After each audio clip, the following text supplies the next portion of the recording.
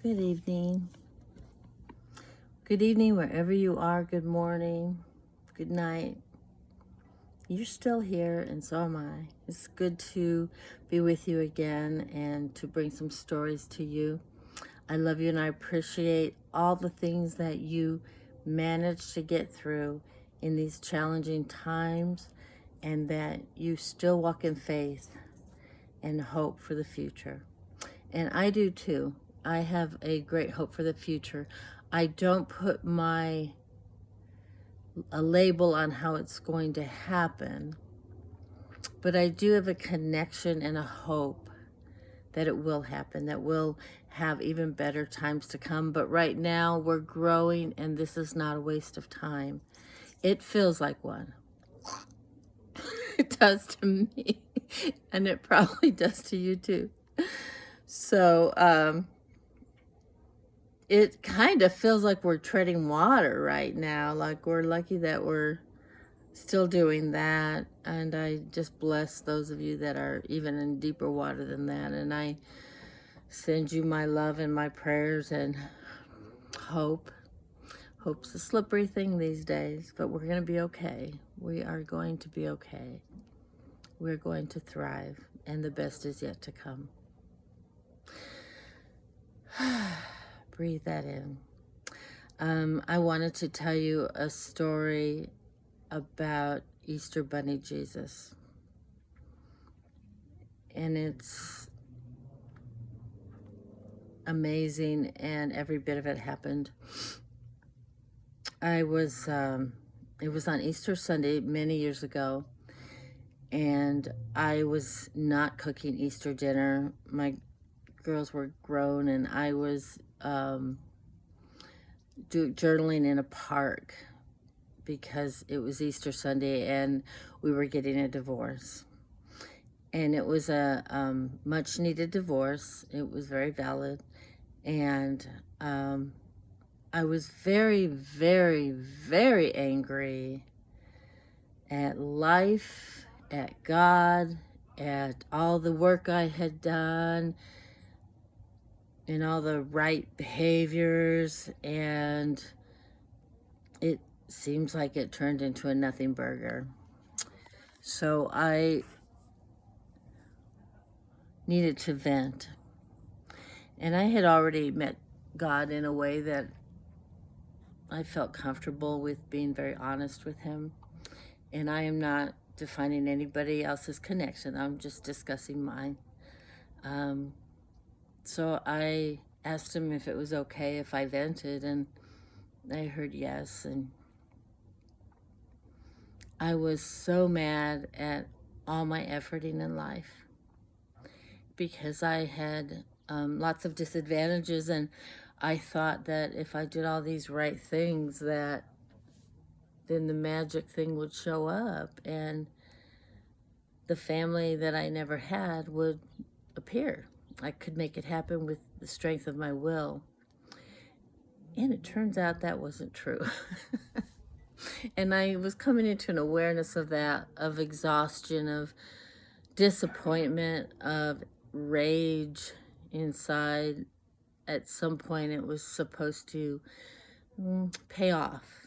And there's probably people out there hearing me that know exactly what I mean. So I think it's okay to be where we're at. I think it's just a part of life, and even that's okay. Even the horrible times are okay. I mean, I hate them just as much as you do, but it just is. It's just a part of it. It's a part of our journey, I guess. So I was very angry, and I was spewing every angry feeling and thought I had to God. And I had already learned that I was safe to be able to do that, that I didn't have to clean it up and make things pretty, because sometimes they're just not pretty. I bet you know that one. Sometimes they're ugly and disappointing, and they break you down. Some of our experiences break us down. So I just vented and vented and vented and was so angry. And I had done all these, for me, Christian things and Christian church and driving kids to Christian school and prayer meetings and all this stuff. And I was getting a divorce that was well needed, overdue. And I was so angry because I had the expectation that if I do all these things, then magic shows up, or that family shows up. Maybe you're my family. Maybe you're the family that showed up. And if that's true, I'm grateful for you. I am grateful for you. And in that sense, we're all in this together. And we're more connected than we've ever been. They can't separate us. Whoever they are, we're just hanging in there. We're the hanging in there club. So I just acknowledge your courage. I acknowledge mine. I acknowledge you as my family. And I'll be yours if you want me. So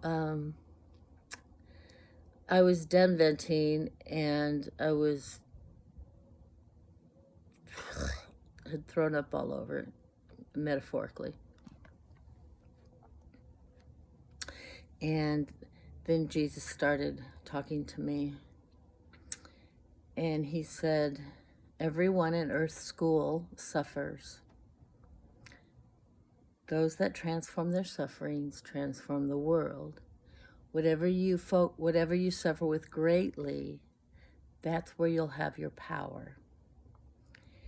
And he showed me people in history that they were historical figures that are remembered, but they suffered and had to overcome something. And that was very hard. And we read about it, we don't realize how hard that was. And they brought something beautiful to the world because they overcame their sufferings. And so he showed me a friend of mine who had been raised with a schizophrenic father and experienced constant confusion as a child. And the transforming of her sufferings were that she became a great clarifier. I could say anything to her and say, what is this, or what am I feeling? And she understood. She could get to the truth of everything, and that was because she had transformed her sufferings. And then he said to me, you have suffered greatly with religion. And that was true of my experience. It was very mean. And I don't think religion and God connection are necessarily tied together. They might be for some people. I'm talking about my experience, and you have yours, and I validate your journey, whatever you've had to go through. And I feel you validating mine. It just is, and here we are. And here we are in Crazyville. But we're in a beautiful garden, at least, and I'm grateful for that. I'm so grateful. So he said that I suffered greatly with religion. And he said, whenever you transform your sufferings, you will have power over the opposite of your suffering. So he said, you suffered greatly with religion, and therefore you will have power to truly connect people to God.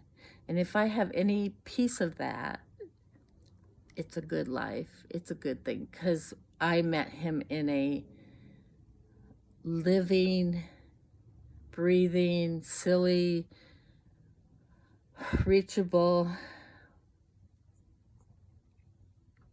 not even judging. What? He didn't even judge me. He just loved me. It's true. That's my story. And so he said that basically showed me that we're all given challenging things to overcome, and that they're very hard. But when we have overcome them, we have power to bring the opposite blessing to the world. So know that you're doing that. You just have to look at it. You just have to look at the pattern and see what you're doing to bring beauty to the world. Because you are. Hanging in there. You're hanging in there. You're bringing tenacity and strength and fighting when you don't want to fight anymore. And the idea of giving up sounds great, but you're not giving up. I honor you. I honor you, because it's very difficult. So when he said everyone in Earth School suffers, those that transform their sufferings transform the world. And I'm talking to you right now, and I want you to know that I know that you are a world transformer. And you might not look like anything to anybody, but you are transforming the world by just pushing through, by not quitting, by being brave, and in such a time as this, and walking, picking yourself up and walking again, and taking another step, and trying to be nice when you don't want to be nice sometimes. But we're really all in this together.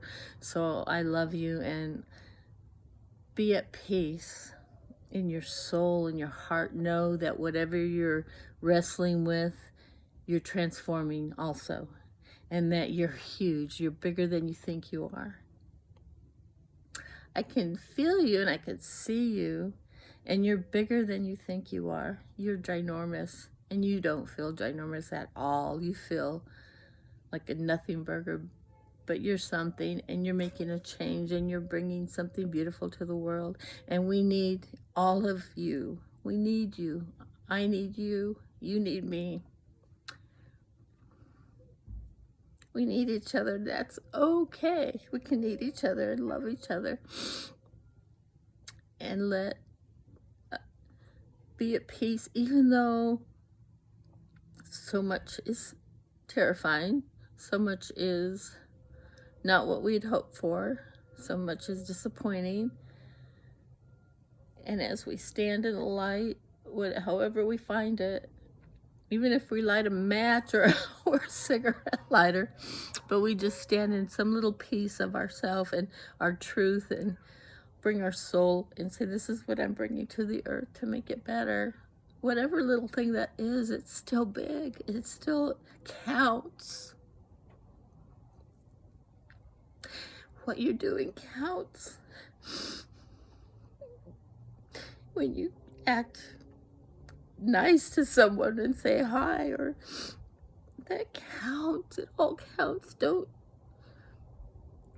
make it small, because it's not small, because inside all of this can be very, very hard.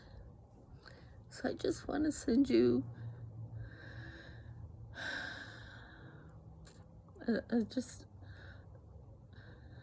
a deep breath with you. We are more important than we think we are, but we're not. We're not little, we're huge. And we're a gift to each other. And it's safe to still love. We are not germ carriers. I'm sorry, we're not. We're growing and we're learning, and we came here to learn things, and we're all beautiful and brave. You are so brave. Thank you for being so brave. And to end your assignment well and beautifully. Look in the mirror and tell yourself you're beautiful, and you're powerful, and you're strong. And nobody's knocked you down, because you got up again. It doesn't count. Getting knocked down doesn't mean anything. The one that's in the arena, Teddy Roosevelt said, the one that is in the arena counts, whose face is marred and bloodied.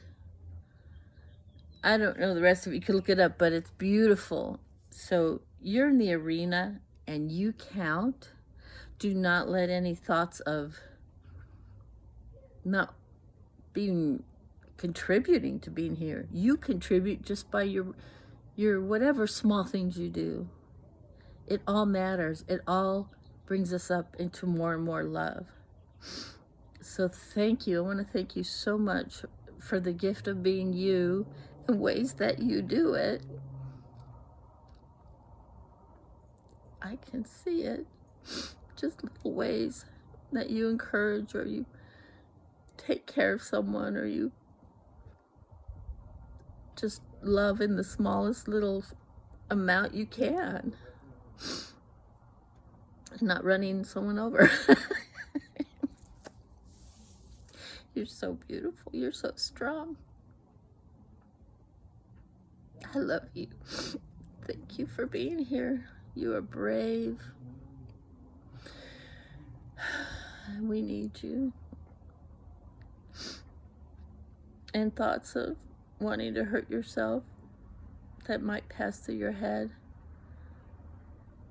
that just means you have something important to do here. That's what that means. Food on that.